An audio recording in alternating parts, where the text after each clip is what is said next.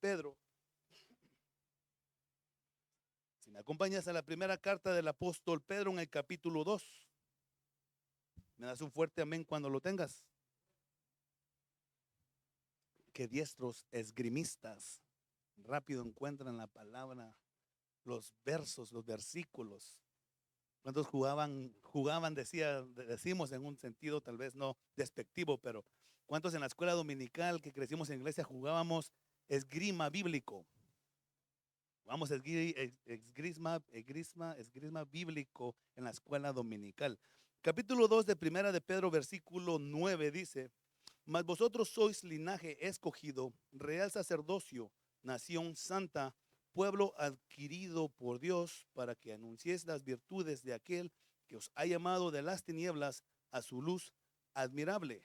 Vosotros que en otro tiempo no erais pueblo, pero ahora sois pueblo de Dios. En otro tiempo no habías alcanzado misericordia, pero ahora habéis alcanzado misericordia. Puedes tomar tu lugar. La versión que estoy leyendo, la versión del 60, pero me llama la atención que la versión del King James en inglés dice que somos chosen nation. No usa tanto la palabra linaje, sino que usa nación escogida. Somos un pueblo escogido. Está hablando de personas. Entonces, ¿cuántos de los que estamos aquí somos escogidos? Porque recordemos, la palabra dice que ¿cuántos son los llamados? ¿Cuántos son los llamados? La palabra nos enseña, los llamados son muchos.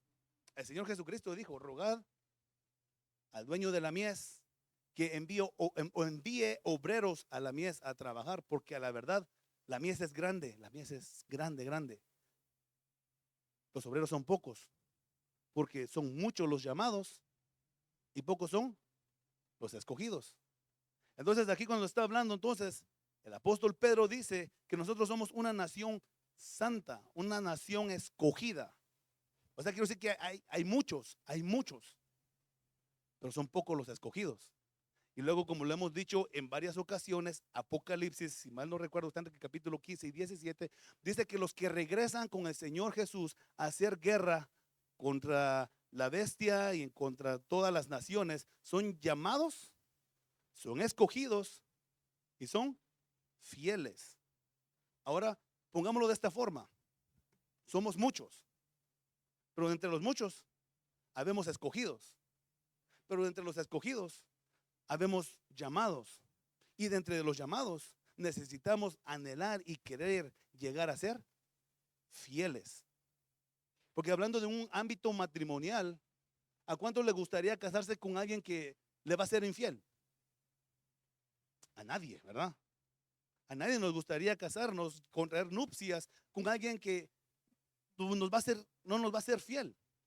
De la misma manera, nosotros debemos de demostrar esa fidelidad, porque si mostramos fidelidad a Dios y honra a Dios primeramente, lo vamos a demostrar para con aquellos que podemos ver, en este caso nuestro cónyuge, nuestros hijos, nuestros padres, porque hay un orden de honra.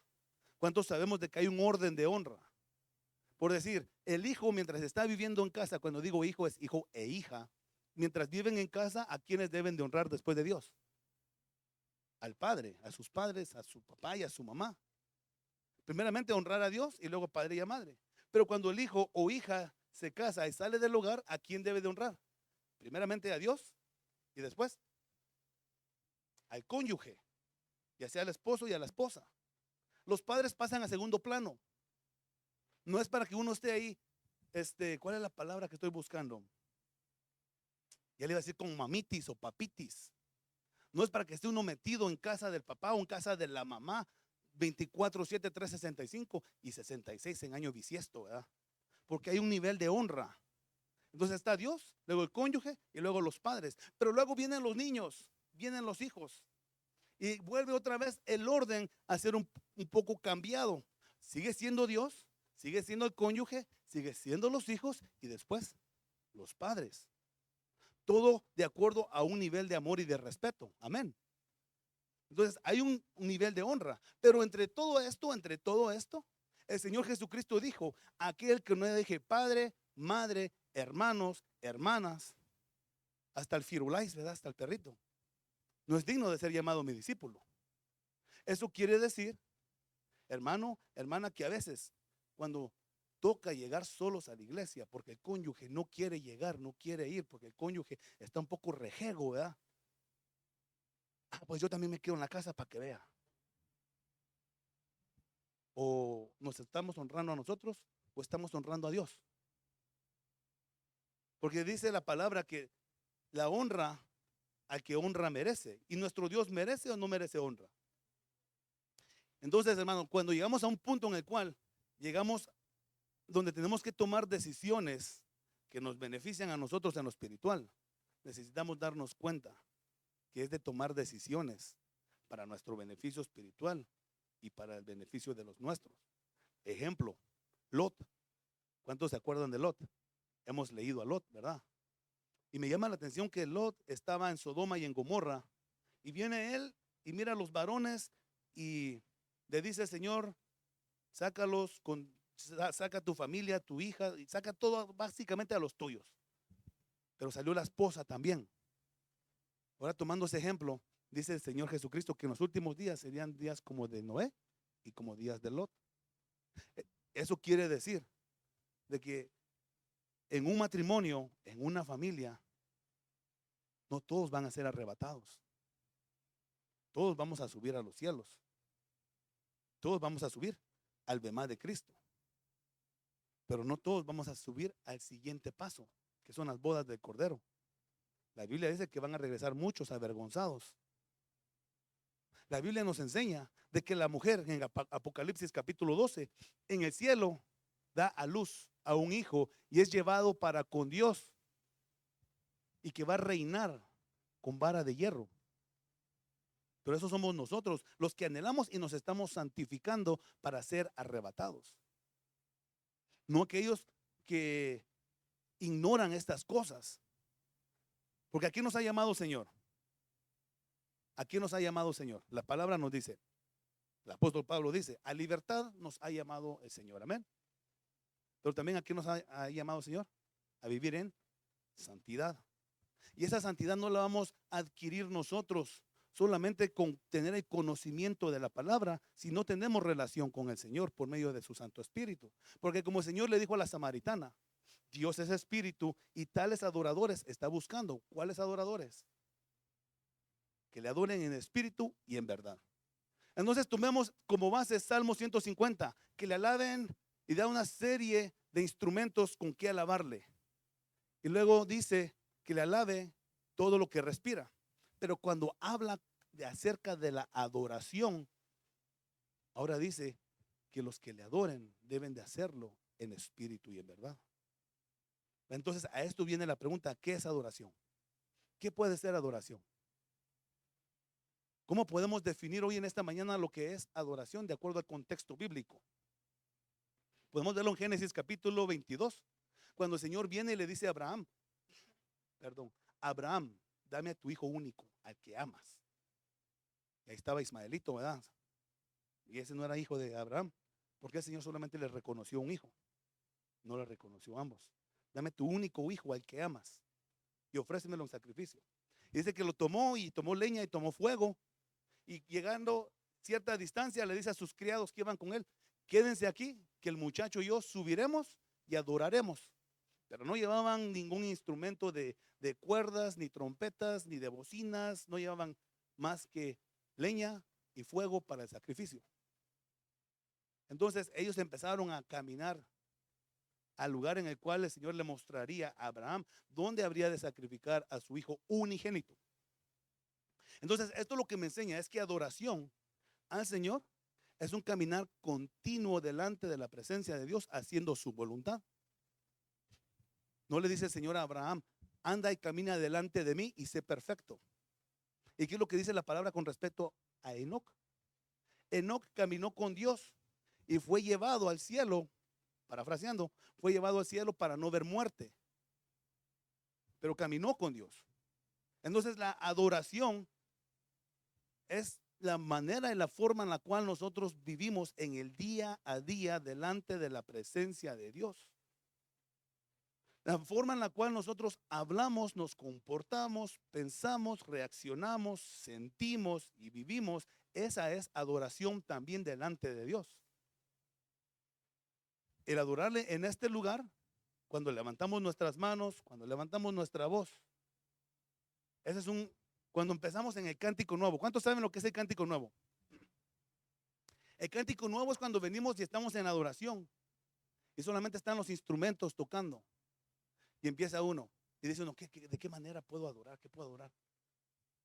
Tenemos el ejemplo bíblico. O sea, a veces no sabemos de qué manera adorar, simplemente digamos, aleluya, aleluya. Porque ¿qué es lo que dice las palabras que cantan en el cielo?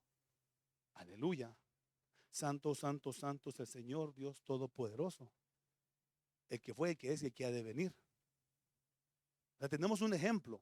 Pero luego cuando estamos en el momento de adoración, donde entramos en lo más íntimo, no podemos venir delante de la presencia de Dios y pedirle, porque no se trata de lo que yo necesito, sino cuando estamos en el momento de adoración, es de reconocerle a Él, vaciarnos delante de Él, vaciarnos en adoración, lo que hay en nuestro corazón, esas palabras de amor. Por eso dice el Salmo, mi corazón rebosa palabras de amor y mi lengua es pluma de un ligero escribiente. Porque tú eres el más hermoso de los hijos de los hombres, la gracia fue derramada sobre ti. Y luego dice el Cantar de los Cantares, con razón te aman las doncellas, si tu amor es más dulce que el vino. Hay palabras de amor que nosotros podemos traerle al Señor en nuestro cántico nuevo. Porque ¿de qué manera podemos traerle cántico nuevo? Son esas palabras de agradecimiento y de gratitud que tenemos para con Dios delante de su presencia. Y se nos hace más fácil cuando nos estamos nutriendo de la palabra, cuando estamos leyendo la Biblia. En este caso, el Cantar de los Cantares es uno de mis libros favoritos para aprender a descubrir la adoración del Señor y describirlo a Él, lo hermoso, lo bello que es. Saber y decirle, Señor, tú eres como el cervatillo, eres Señor, vienes brincando sobre los montes y collados. Mi amado es hermoso, es rubio, su cabello es acrespado, mi amado, y empezarlo a describir. Vemos el libro de los Salmos. El libro de los Salmos también nos habla, nos da ayuda de si estamos leyendo la palabra, podemos adorarle, porque nos estamos llenando de su palabra. Y cuando viene ese momento de adoración, el Espíritu Santo toma de lo que ya está en nuestra mente y en nuestro corazón y lo empezamos a hablar. Porque, ejemplo, pregunta más bien dicho, ¿qué tipo de orientación tuvo el salmista, el rey David, para escribir los salmos que escribió y quedaron palmados en la Biblia? 75, 80 salmos más o menos escribió este varón de Dios. Hay salmos de Asaf, salmos de Jedutum, salmos de Moisés. Hay diferentes salmistas en los 150 libros de los salmos, capítulos digo. Pero ¿en qué se basaron ellos para escribir los salmos? De lo mismo que ellos se basaron, podemos basarnos nosotros. Y la experiencia que ellos adquirieron, podemos traerla y trasladarla a nuestro tiempo, a nuestra vida, vivirla y cantarla en los momentos de adoración. Porque como decíamos en aquella ocasión, cuando yo vengo y me derramo y me vacío delante de la presencia de Dios a sus pies, el Señor, ¿qué es lo que dice, mijito? No te puedo mandar vacío. No te vas a ir vacío. Estás vacío. Deja, pongo de mi espíritu en ti. Y somos llenos del Espíritu de Dios. Primeramente somos bautizados, porque no confundamos el sello del Espíritu Santo con el bautismo del Espíritu Santo y las llenuras del Espíritu Santo. Porque ¿cuántos fuimos sellados con el Espíritu Santo el día que creímos? El día que creímos, dice su palabra, fuiste sellados con el sello del Espíritu Santo, el cual es las arras de nuestra promesa para el día de la redención. Amén. Ese es el sello.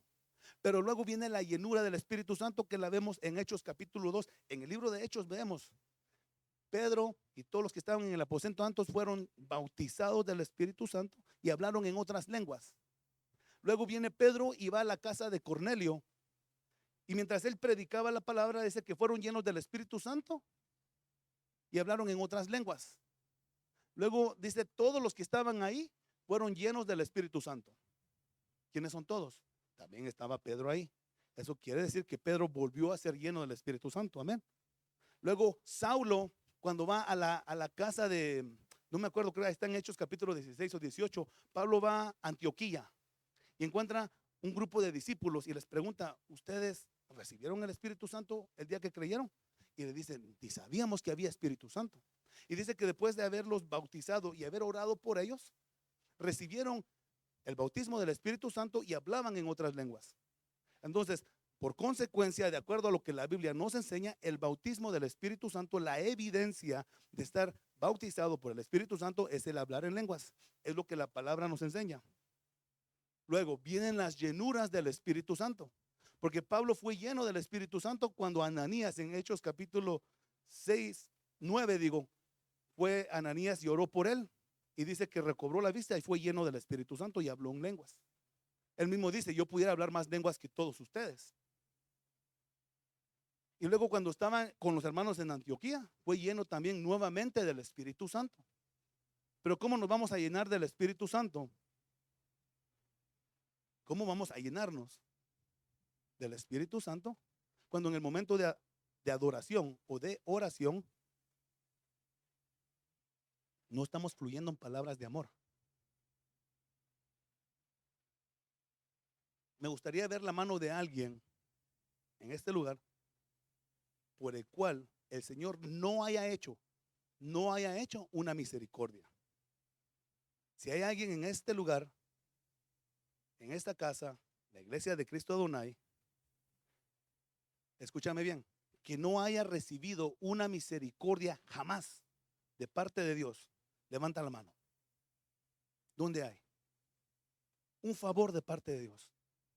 Tal vez lo que muchos llaman un milagro de parte de Dios. ¿Tenemos o no tenemos motivo para darle adoración? Hay un canto muy hermoso que dice, me postro ante ti, mi rey, mi Dios, es mucho lo que tú me has perdonado, un corazón agradecido es lo que traigo a ti, hoy derramo mi corazón para ungirte, rey, exáltate Señor, que se llene esta casa con tu gloria. Queremos que la gloria del Señor descienda y nos bautice en su presencia, en su Espíritu Santo. Provoquemos que el río de Dios fluya de arriba y llene este lugar. Porque mire, la mayoría de veces cuando leemos la palabra, todos nos ponemos de pie, amén. Todos para leer la palabra, hermosa. Pero cuando llega el momento de adoración, ¿cómo estamos? ¿Cuál es la diferencia entre leer la palabra, que es hermoso, pero cuando estamos en el momento de adoración, donde estamos intimando con el Espíritu Santo, donde queremos llegar a los pies del Maestro, como dice ese himno también, junto a tus pies me quiero postrar, por tu amor dejarme llevar, junto al Maestro me quiero sentar, decirle le amo en oración, tocar tu manto Señor. Y es bien hermoso ese canto, pero sentado, mascando chicle, bostezando. La actitud de nuestro corazón, ¿cómo está delante del Señor cuando llega ese momento de adoración? Porque de la abundancia de corazón habla la boca, amén. Y de lo que está lleno mi corazón, yo me voy a comportar, dice Proverbios, que tal como es el hombre, así piensa él. Entonces, si yo pienso en adorar al Señor, voy a reflejar físicamente, audiblemente, con mi voz, lo que estoy queriéndole decir al Señor, amén. Ahora imagínense, ¿qué pasaría si en una prédica yo o mi papá nos subimos y empezamos a hacer esto?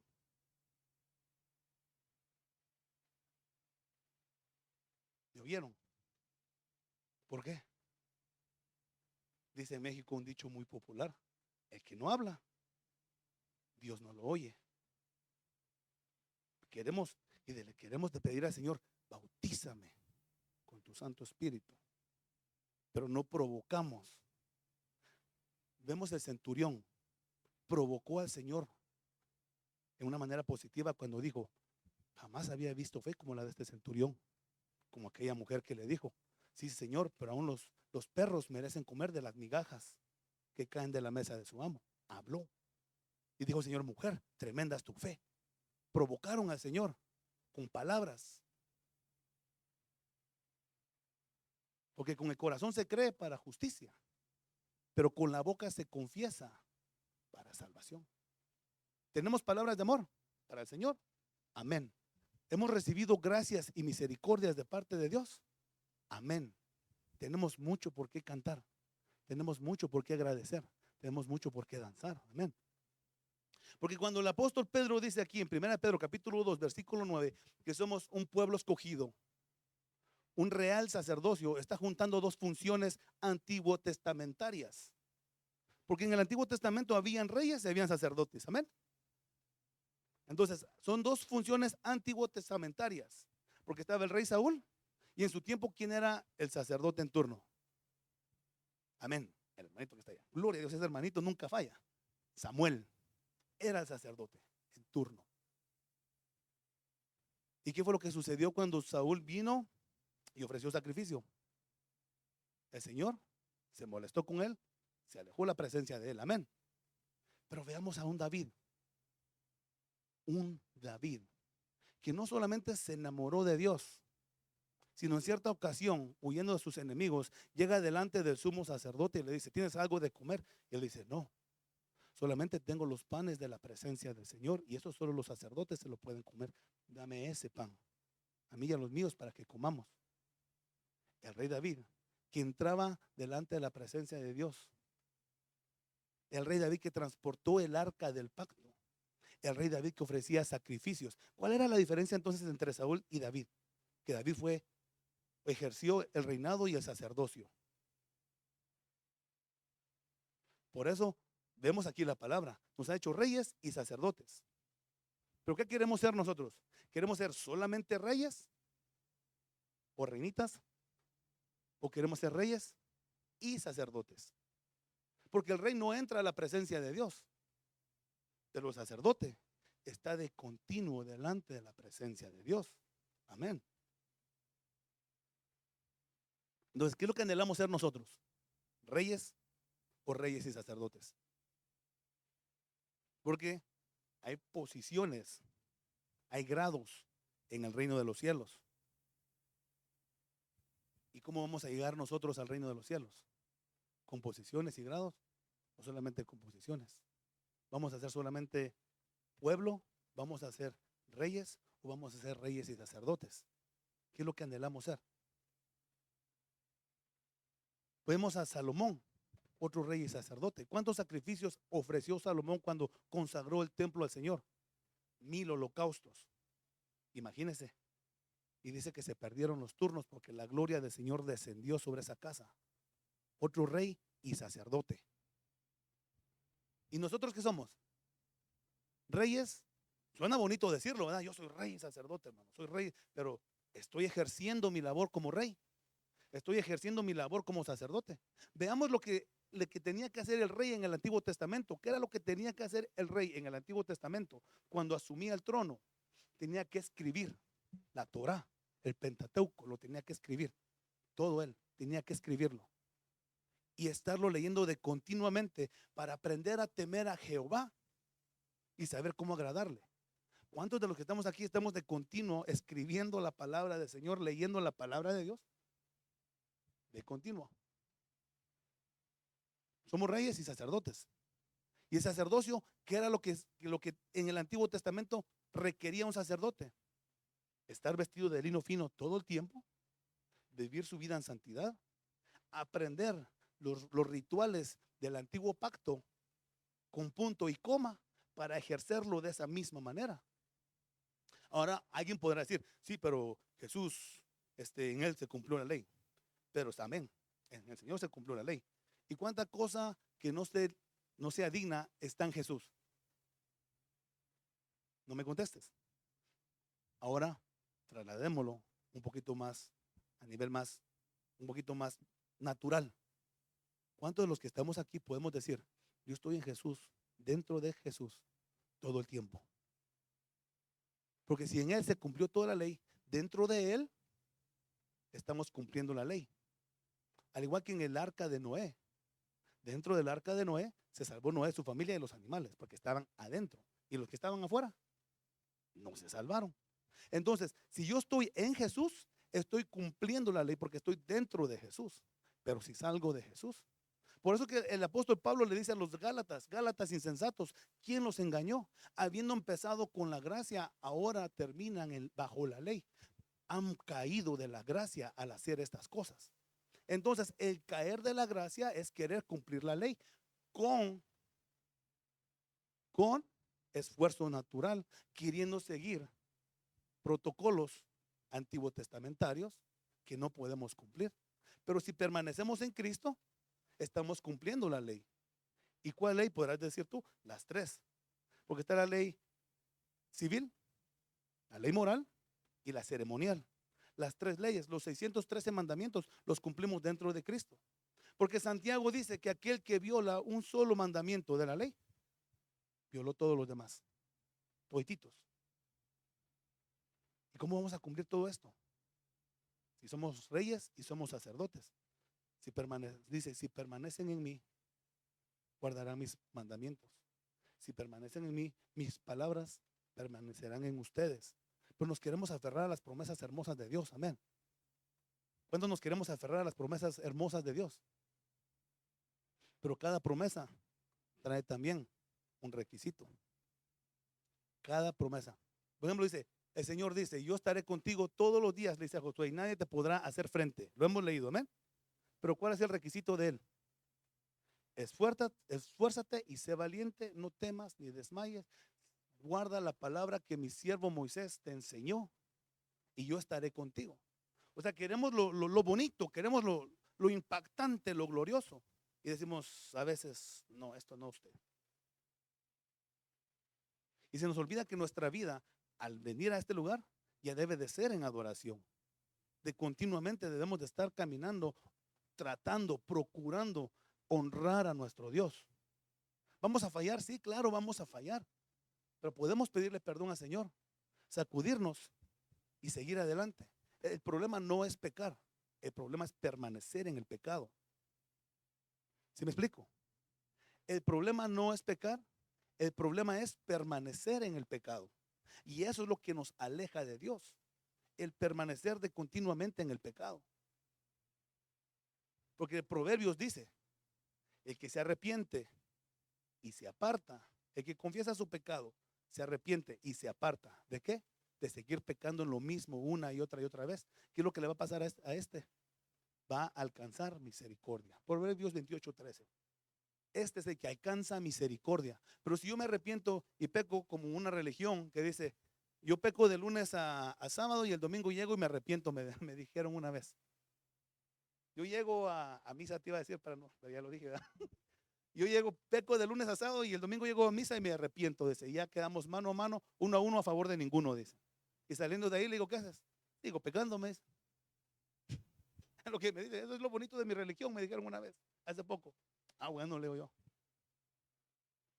Es el que se arrepiente, confiesa, se arrepiente. Porque veamos a David cuando pecó con Betsabé. ¿Qué fue lo que hizo él? Se arrepintió, ayunó. El niño murió, se puso bien guapo y dijo, ahora sí, sírvame de comer. Se arrepintió, se apartó y dejó ese pecado. Si tú puedes leer en el libro de los Reyes, dice que el rey David honró a todo a Jehová su Dios, con excepción de, dice la palabra, con excepción de el pecado con Betsabé. Ese es el único que, por decirlo de esta forma, pecado que en la Biblia quedó escrito. Pero David empezó y comenzó y supo conocer el corazón de Dios por medio de adoración. Porque ¿cuántos nos han despreciado? Amén, nos han despreciado, nos han tenido de menos. Amén. ¿Y cuántos nos han despreciado y tenido de menos como el rey David o como el Señor Jesucristo? Pero aún así, tanto el rey David hizo la voluntad de Dios como nuestro Señor Jesucristo, y sin pecado, hizo la voluntad de Dios. Y vivieron una vida en adoración delante de la presencia de Dios, rindiendo su voluntad. Porque eso es adoración, rendir la voluntad. Porque entonces si vivimos nosotros día a día, rindiendo nuestra voluntad delante de Dios y no siguiendo nuestro propio plan, nuestro propio deseo, nuestros propios placeres, estamos viviendo una vida en adoración. Y cuando venimos a este lugar, la adoración nos empieza a fluir de una manera más fácil. porque ya estamos viviendo una vida en adoración. Empezamos a fluir. ¿Por qué? Porque como he estado leyendo la palabra, porque he estado escuchando la palabra, porque he estado escuchando cánticos que me acercan a la presencia de Dios.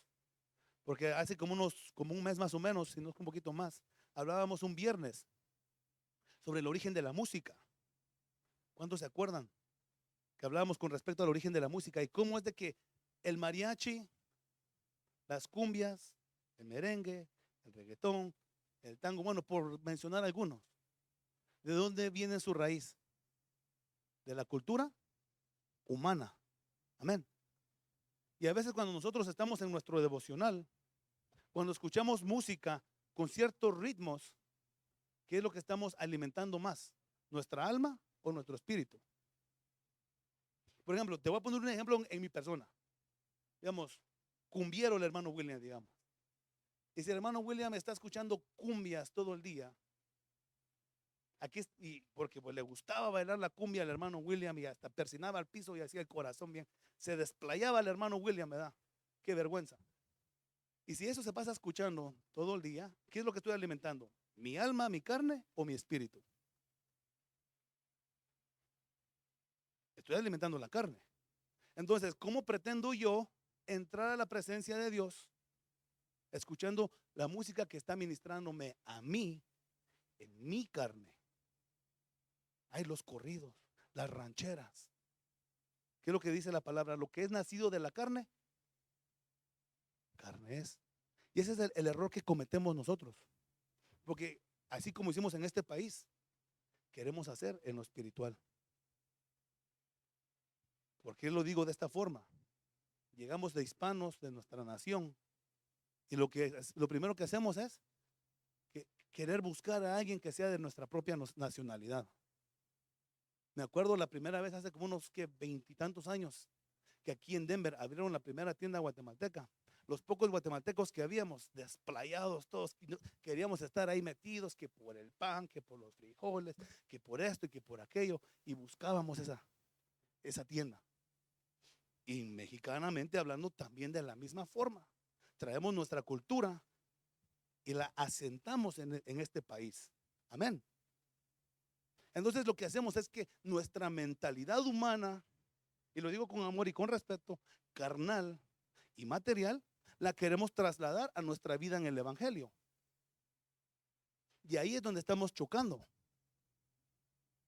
Ahí es donde tenemos golpes entre nuestro espíritu y la carne. Porque el Señor Jesucristo le decía a los discípulos: Pedro, ¿no pudiste velar conmigo una hora? Velad y orad. Velad y orad para que no caigáis en tentación. Porque a la verdad, la voluntad de la carne se opone a la del espíritu y la del espíritu a la carne. Y estas dos batallan entre sí. Para que no hagáis lo que queréis. ¿Y qué es lo que queremos hacer? ¿Nuestra voluntad o la voluntad de Dios? Pero si yo en mi devocional estoy buscando la música que me ministra a mí, que me hace sentir hasta cosquillitas en la espalda, ay, qué bonito que se siente esta. ¿Me estoy ministrando a mí o estoy ministrando mi espíritu? Y me estoy acercando más a la presencia de Dios. Porque ahora solamente imagínate conmigo, el lugar donde nuestro Dios está sentado en majestad, en santidad, donde hay ángeles, miríadas y miríadas de ángeles, arcángeles, querubines, serafines, seres vivientes, hay ancianos, todos en asamblea solemne, hermoso, algo precioso, imagínatelo. Y llega el hermano William con su boombox, ¿verdad? Con su caja aquí, cumbiendo al cielo. ¿Tiene sentido común eso? Tiene sentido común solamente imagínate a nuestro Señor Jesucristo, que dice la palabra que Él alaba y adora al Padre juntamente con nosotros, ya sea en este lugar o en lo devocional. Imagínalo cumbiendo. Puedes imaginarte a nuestro Señor cumbiendo, hip hopeando, reggaetoneando, vestido de mariachi, porque queremos traer mi cultura mexicana, mi cultura guatemalteca, hondureña, salvadoreña, sudamericana, la quiero traer a la iglesia. Solo imaginémonos ese momento, ese lugar tan hermoso y tan solemne, y trasladar y llevemos nuestra música a ese lugar. Nuestra música terrenal, con raíces terrenales. ¿Tiene lugar o no tiene lugar? No tiene lugar. Pero llego aquí a este lugar, a la iglesia, y humanamente hablando queremos y esperamos recibir la misma música que escuchamos en lo devocional y que nos provoque lo mismo lo mismo a nuestro nivel carne. Y como no lo provoca, nos quedamos en el atrio. Nos quedamos en el atrio. Porque no entramos ni al lugar santo ni al lugar santísimo a adorar a Dios. Porque trasladamos lo terrenal y lo queremos poner en lo espiritual. Cuando vemos que todo empieza en lo espiritual. Porque ¿qué fue primero? ¿La materia o el espíritu? ¿Qué fue primero? El gallo, mal dicho, ¿verdad? El pollo, la polla o el huevo, ¿verdad? El espíritu fue primero. Porque si Dios es espíritu y está buscando tales adoradores que le adoren en espíritu, y en verdad que sí que lo espiritual fue primero. Y luego dice Génesis, en el principio creó Dios los cielos. Y luego ahí hay una I, la tierra, con un espacio de tiempo. Creó el tiempo, el espacio, y después la materia, la tierra. Pero todo fue hecho por la palabra de su boca. Entonces nosotros debemos de volver de lo terrenal al diseño espiritual. ¿Y cómo lo vamos a lograr? Por medio de la adoración. Por medio de la adoración. Salmo 150, todo lo que respire, alabe a Jehová. Todo lo que respire, alábele. Pero nuestro Señor Jesucristo, el Padre busca adoradores en espíritu y en verdad. Y el rey David aprendió a conocer el corazón de Dios en adoración. Nos dice Asaf en uno de sus salmos, no fue sino hasta que entré al lugar santísimo, hasta que entré a tu presencia a adorarte, que entendí cuál es el destino de los arrogantes y de los impíos. Lo puedes leer ahí en el Salmo de Asaf. Pero como nosotros, pues recalco, queremos tomar lo nuestro, nuestra cultura, y le queremos aportar al reino de los cielos, como que si fuera la gran cosa, ¿verdad? Mire qué chulada de lindura, hermano William. Se va a traer su marimba el domingo que viene para adorar al Señor, porque en Guatemala tocan la marimba con sus mismos ritmos. Hay un orden. Hay un orden. Si en lo devocional estamos escuchando música que nos acerca al Señor. Y ahora tú podrás decir, hermano, pero ¿cuál es esa música? La que es doctrina cantada. Por ejemplo, hay un canto que dice, y los ojos de los ciegos se abrirán y ellos verán, los oídos de los sordos oirán. Eso es doctrina, eso es palabra de Dios. Está en Isaías. El Señor Jesucristo le dice a los discípulos de Juan el Bautista, vayan y díganle a Juan, los cojos saltan, los ciegos ven, los muertos vuelven a la vida. Vayan, cuéntenle, es doctrina. Cantamos el canto que dice, la voz de mi amado se oye ya, la voz de mi amado se oye ya, ya viene saltando. Cantar de los cantares, doctrina cantada. Hay un canto por ahí de un matrimonio de hermanos, hermano, que lo incluyeron en un sencillo que sacaron ellos. Yo te extrañaré, dice canto, tenlo por seguro. Es un muerto hablándole a un vivo. ¿Qué tiene que ver eso en la presencia de Dios? Si ahí mismo en Deuteronomio dice que no se hay entre vosotros nadie que hable ni que consulte muertos ni adivinos. Y todo eso lo queremos traer y trasladar a la cultura de Cristo, a la cultura de iglesia. Cuando se nos olvida que lo primero que debemos de aprender es a adorar. A adorar. Aprendamos a adorar. Hay un canto viejito que cantábamos también en aquel entonces, que dice, su gloria subió a los cielos y la tierra se llenó de su alabanza y el resplandor fue como la luz. Habacuc, es doctrina cantada. Hoy en día, hermano, en muchas iglesias se escuchan ritmos desde los púlpitos que lo último que hacen es ministrar la presencia de Dios, pero sí emocionarle la carne a muchos en medio de sus servicios. ¿Y queremos cambiar, sí o no? Queremos que la gloria de Dios se vea en nosotros. ¿Y cómo lo hacía Moisés? Subía al monte a encontrarse con el Señor cuando no había sido puesto el tabernáculo. Y cuando entraba la presencia de Dios, el pueblo permanecía de pie y adoraba en el tabernáculo. Y cuando salía, les daba el mensaje que Dios tenía para el pueblo.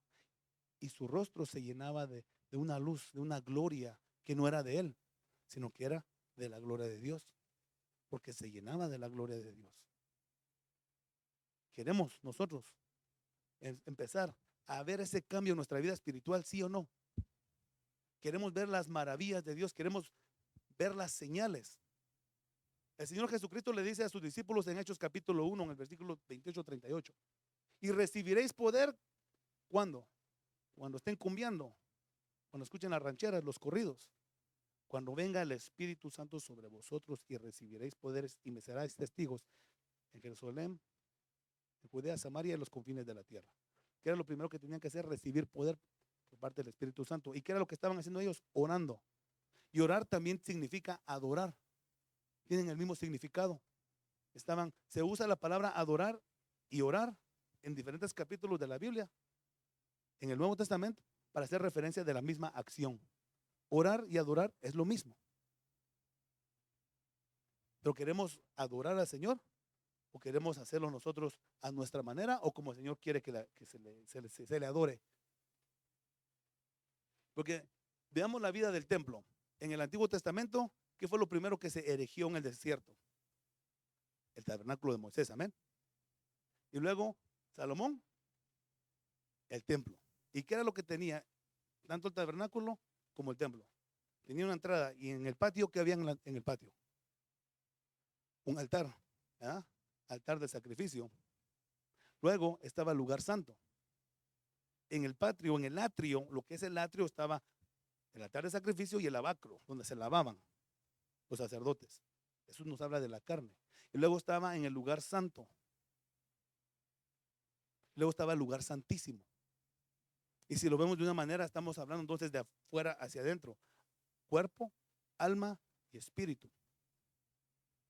Siendo el lugar santísimo lo espiritual.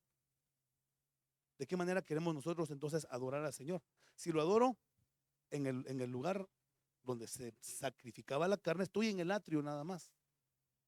Si empiezo y luego dice, entraré por tus puertas con acción de gracias, por tus atrios con alabanzas en el lugar santo. Se le alaba. Pero cuando llegamos al lugar santísimo, se le adora. Se le adora a Dios. Porque si la Biblia dice, Primera de Corintios, en el capítulo 6, que tú y yo, nuestro cuerpo es templo y morada del Espíritu Santo, ¿lo es o no lo es? Entonces, ¿qué es lo que tenemos que tener? Tenemos que tener altar de sacrificio, donde sacrificamos nuestra carne, nuestra voluntad, donde decimos, ¿sabes qué? Ahora no quería ir a la iglesia, no voy a ir, pero tengo que sacrificar la carne, voy a ir. Ya vencí mi carne. No, es que esa alabanza no tiene punch, esa alabanza no me gusta. Perdón, pues si la alabanza no es para ministrarte a ti ni a mí, es para ministrar la presencia de Dios. Yo me alegré con los que decían, a la casa de Jehová iremos. Entonces ya estoy en alabanza, estoy en el lugar santo, porque soy templo, amén. Somos templo. Entonces tenemos atrio, tenemos lugar santo, y cuando llegamos a adorar, ya estamos en el lugar santísimo y vamos a empezar a fluir. Vamos a empezar a darle gloria y a darle honra al Señor a sus pies. Pero si no entendemos nosotros que somos templo y que de acuerdo a lo que había en el Antiguo Testamento, no como, porque eso es otra cosa. Somos templos, pero de aquella religión que se inauguró en el año 312 por el gobernador Constantino, lleno de imágenes y de figuras por dentro, que nosotros mismos nos hacemos ídolos. Y a veces el mayor ídolo de un cristiano puede ser él mismo. Porque me lo merezco, porque quiero, porque me gusta, porque trabajo, porque soy buena gente, porque soy esto, porque soy aquello. Amadores de sí mismos, dice la palabra. Yo. Si soy templo y morada del Espíritu Santo, entonces de acuerdo al contexto bíblico, lo que es un templo en el contexto antiguo testamentario, ¿qué es lo que tengo que tener? Atrio, lugar santo y lugar santísimo. En mi cuerpo debe estar la carne sacrificándose todo el tiempo. En el lavacro, la palabra de Dios que nos limpia y nos purifica. En el lugar santo, El candelabro que era encendido con el aceite de la unción y tenía el fuego de Dios. Tenía también enfrente los panes de la presencia, que es la palabra de Dios que se estaba alimentando, y estaba el altar del incienso, y el lugar del incienso son las oraciones de los justos, dice Apocalipsis. Debo tener entonces como un templo, una vida de oración. Y cuando entre al lugar santísimo, voy a empezar a fluir de una manera diferente. Porque en el Antiguo Testamento, ¿quién era el único que podía entrar al lugar santísimo? El sumo sacerdote, y una vez al año. ¿Y dónde dormía Samuel? La Biblia en primera de Samuel. ¿Dónde dormía Samuel? Capítulo 2. Junto al arca. Junto al arca dormía ese muchachito. Y ahora dice el Señor Jesús, el que no se haga como niño, ¿qué es lo que va a pasar? ¿Ande? No entrará al reino de los cielos. O sea, solamente para entrarlo. ¿Qué se trata? Para heredarlo. El que no se haga como niño. Pero en la malicia, no lo infantil e inmaduro. Ay, es que me vieron feo. Ay, es que no me saludaron. Ay, es... No, hacernos niños en cuanto a la malicia, porque es lo que dice el apóstol Pablo, que seamos niños en cuanto a la malicia. Porque a un niño tú le puedes hacer una cara, tú le puedes hacer un gesto, le puedes hacer un desprecio, como que medio se agüita, pero al rato regresa otra vez. Así son los niños de hermosos. Te lo digo porque yo como padre lamentablemente a veces he tenido que corregir a mis hijos y al rato llegan ellos bien lindos, hermosos. Y me rompen el corazón y digo yo, ay, Dios mío, es que si hicieras caso. Ahí te va otra vez, mano. No es cierto. Niños en cuanto a la malicia. No unos niños de pañales espiritualmente que cualquier cosa lo lleva arrastrado por cualquier viento de doctrina, dice Efesios capítulo 4. Y nos hacemos como niños y habitamos en la presencia de Dios. Vamos a aprender a adorarle. Y nos va a hablar el Señor, porque ¿dónde fue que si Samuel dormía junto al arca del pacto de la presencia de Dios? Y escuchó la voz del Señor que le dijo, Samuel, Samuel. El chamaquito iba corriendo delante del sumo sacerdote Elí. Me llamaste hasta la cuarta vez. ¿Y dónde estaba? En la presencia de Dios. Queremos escuchar la presencia de Dios. ¿De qué forma? Porque cuando venimos aquí a la iglesia, ¿de qué manera nos preparamos? Sí, hermano, fíjese que, por ejemplo, yo le dejo la pausa al partido, dejo grabando la novela, la película le pongo pausa.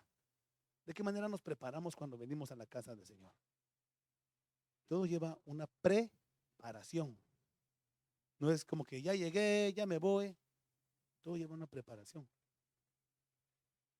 La adoración que sale de nosotros, que conmueve el corazón de Dios, es aquella que sale de nuestro corazón. Donde dice ese canto hermoso también. Te amo, mi Señor, se acaban las palabras, solo me queda el alma para cantarte. Te adoro, mi Señor, no hay nada alrededor, solo estamos tú y yo, solo estamos tú y yo. Pero en realidad sí estamos solamente el Señor y yo. ¿Cuál es la actitud que nos trae? Por eso decíamos hace como 3, 4 meses que lo que hormonalmente sucede en nuestro cerebro en el momento que entramos en adoración del Señor nos hace adictos a su presencia. Nos hace adictos a la presencia de Dios porque hay una liberación cuando estamos en la presencia de Dios en nuestro cerebro de dopamina, serotonina y otras hormonas que son de la felicidad, de la adicción. Y cuando estamos ahí lloramos y no sabemos por qué, pero cuando salimos de ahí estamos contentos, estamos felices y nuestro cuerpo reporta todo ese movimiento en nuestro cerebro. Dice uno, qué liviano me siento, y nuestro cuerpo que dice, quiero más, porque estamos buscando eso. Nuestro cuerpo se vuelve adicto a la presencia de Dios cuando lo buscamos. Pero cuando venimos con indiferencia a la iglesia, cuando venimos a la iglesia y no sabemos qué cantar, o no queremos cantar, o no queremos adorar,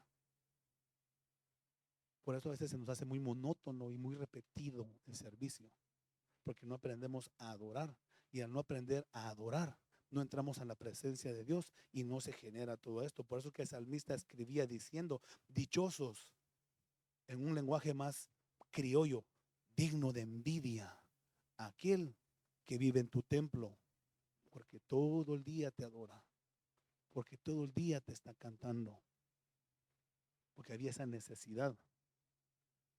Y si la oración y la adoración van de la mano y es la misma, aquí entre nos, ¿cuál es el servicio que menos asistencia tiene?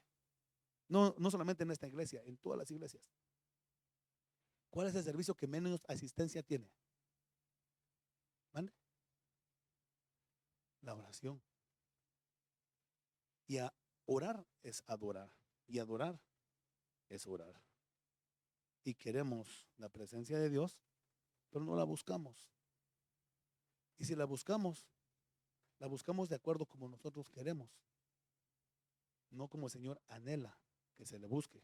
Por eso decía el rey Salomón, enséñame a entrar y a salir de tu presencia, porque soy joven, soy inexperto, no sé cómo hacerlo. Porque déjame decirte, hermano y hermana, que podemos tener 40, 50, 30, 20 años en el cristianismo, pero eso no nos garantiza ser maduros espiritualmente hablando. No nos garantiza. Puedo tener yo hasta 60 años, no me veo tampoco tan cateado, ¿verdad? Puedo tener hasta 60 años de edad o 60 años en el evangelio, pero eso no me garantiza una madurez espiritual, un crecimiento espiritual, una fortaleza espiritual, sino todo lo contrario.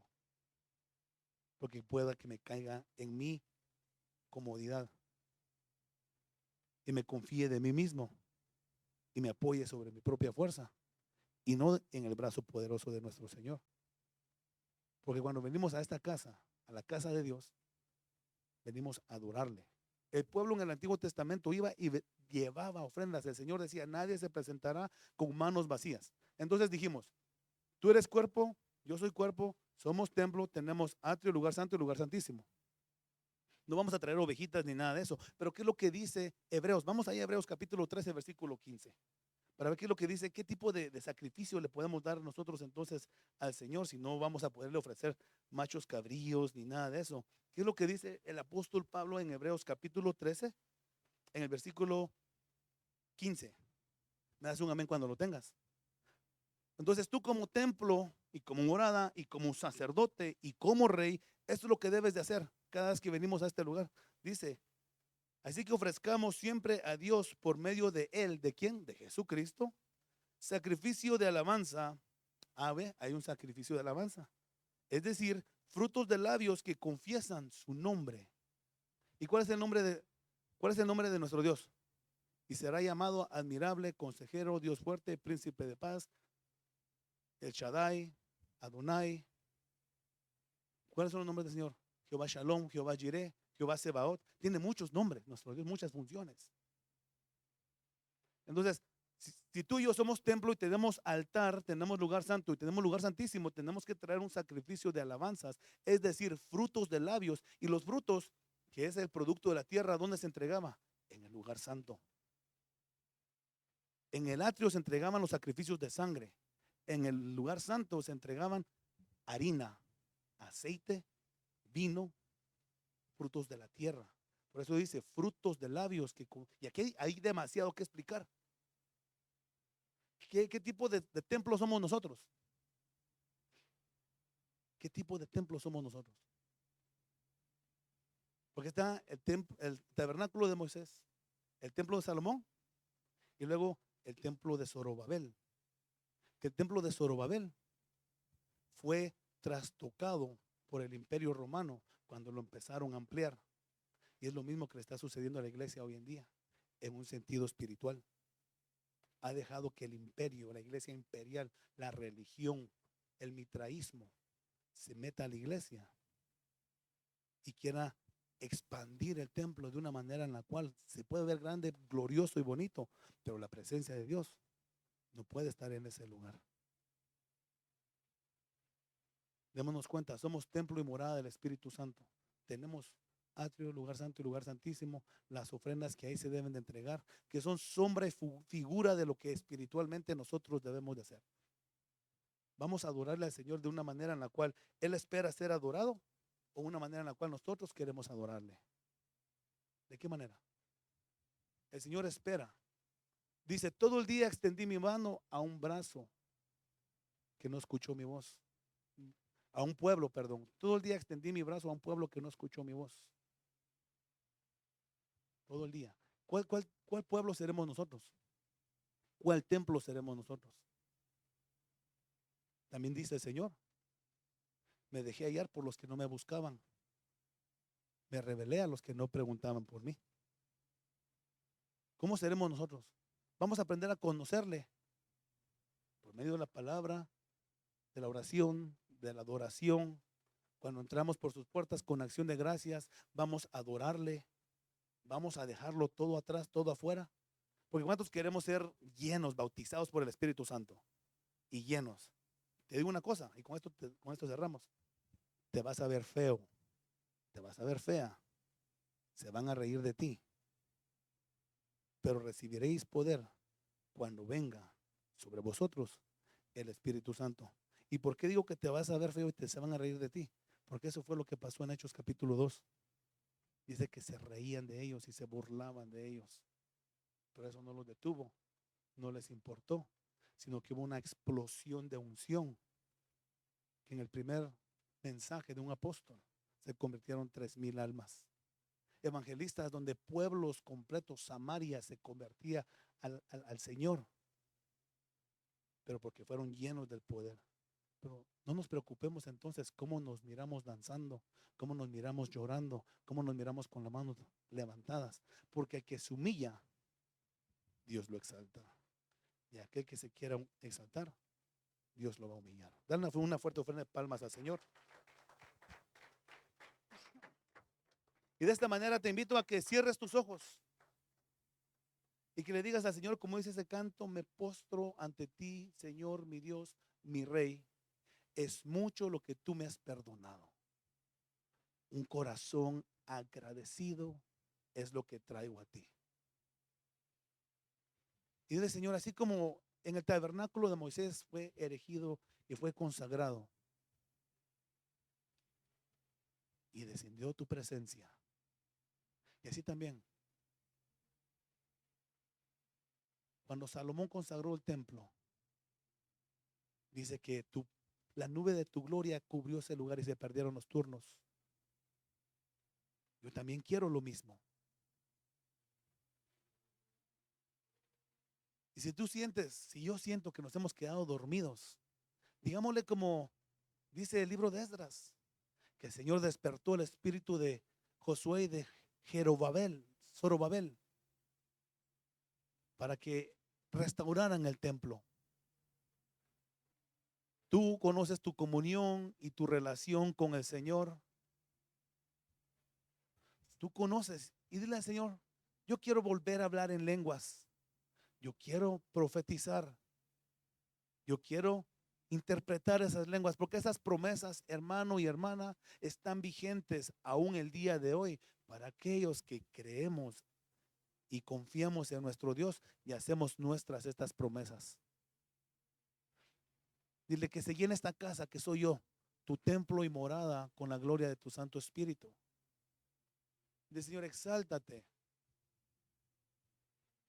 Levanta tu voz y dile, Señor, exáltate, exáltate, Señor, exáltate, oh gran Cordero, llena esta casa, llena este lugar con tu presencia, llénanos, bautízanos, Señor, porque sabemos que donde tú pasas, donde tú estás, algo sucede, algo pasa. Cuando tú llegaste a Gadaria, al poner tus pies sobre la arena, aquellos endemoniados sintieron la unción y corrieron hacia ti, pidiendo, clamando y gimiendo no ser atormentados, sino que les permitieras entrar a los cerdos. Señor, donde tú llegas sin necesidad de hablar, tu exquisita, tu hermosa presencia genera un cambio, genera una restauración, genera tu presencia, algo hermoso, Señor, en el ambiente. Dile, Señor, que mi adoración sea grata delante de ti, que mi adoración sea genuina delante de ti, maravilloso, Señor. Yo quiero tener adoración, yo quiero adorarte, yo quiero ser el templo, ese templo y morada en el cual hay sacrificio continuamente, aquel altar que ha sido encendido por el fuego de tu espíritu y que es usado para prender la lámpara y que es usado para ofrecer el incienso.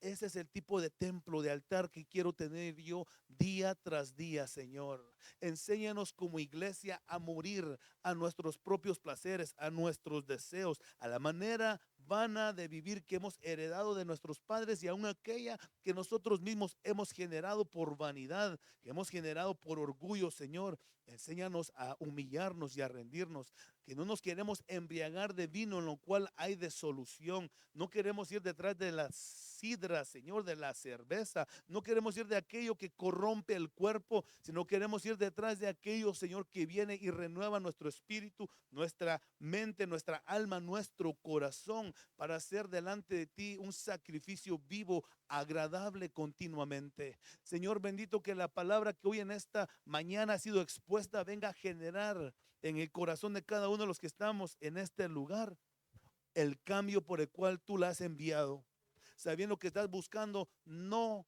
oidores, no memorizadores, sino hacedores de tu palabra.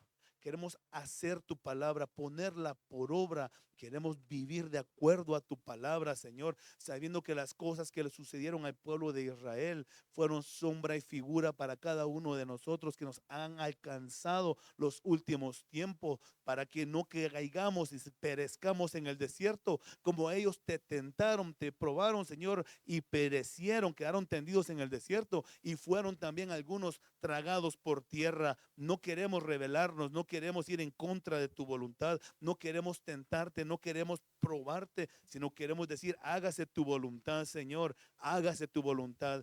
Enséñanos a adorarte por medio de tu Santo Espíritu. Señor, enséñanos a adorarte estando en este lugar y estando afuera de este lugar. Que la adoración que estemos dando allá afuera sea el estilo de vida y sea el testimonio de tu amor. Señor, que busquemos en nuestro devocional la forma en la cual podemos acercarnos más y más a tu presencia, que como reyes estemos día y noche, Señor, escribiendo, estudiando, meditando tu palabra, pero como sacerdotes, también linaje escogido, también vivamos una vida en santidad para poder ejercer delante de tu presencia de la misma manera. Maravilloso Padre, si alguno de nosotros hemos pecado, hoy pedimos perdón, Señor, todo tipo de pecado de muerte, pecado, Señor, que haya causado algún tipo de enfermedad en nosotros. Hoy pedimos perdón, Señor. Confesamos nuestro pecado delante de ti y pedimos sanidad. Sánanos, Señor. Restaura la salud dentro de nosotros para poder nosotros dar testimonio, y no solamente dar testimonio, sino aprender a vivir una vida en santidad, sabiendo, Señor, que por sobre todas las cosas, a una santidad tú nos has llamado a vivir en santidad, para conocer en esa santidad cuál es la buena, la agradable y perfecta voluntad de aquel que nos amó primero. Gracias te damos en el nombre de Jesús. Despedimos al pueblo de este lugar, Señor, con alegría, con gozo, pidiendo que tu ángel acampe alrededor de ellos, que tú seas, Señor, el que pelee sus batallas, que los defienda y que toda arma forjada del enemigo no prevalezca en contra de ellos. Los bendecimos en el nombre de Jesús. Amén, amén y amén. Denle una ofrenda de palmas al Señor, y me gustaría